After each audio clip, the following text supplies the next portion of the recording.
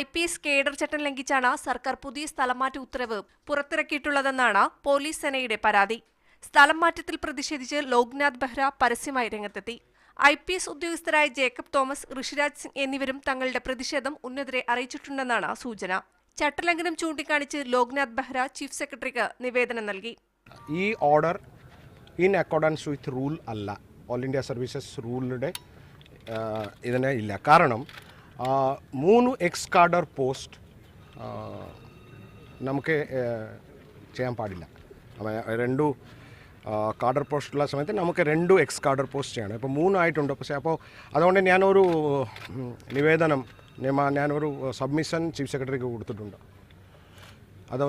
അദ്ദേഹം പറഞ്ഞിട്ടുണ്ട്, ഞാൻ നോക്കാം. അത് ഗവൺമെൻറ് തീരുമാനിക്കട്ടെ. I will expect a response from the government. ബെഹ്റയുടെ നിവേദനത്തിൽ അനുകൂല നടപടിയുണ്ടാകുമെന്നാണ് പോലീസ് സേനയിലുള്ളവരുടെ പ്രതീക്ഷ. IPS അസോസിയേഷന്റെ അടിയന്തര യോഗം വിളിച്ചുകൂട്ടണമെന്ന് DGPമാർ ആവശ്യപ്പെട്ടിട്ടുണ്ട്. മീഡിയ 1 തിരുവനന്തപുരം.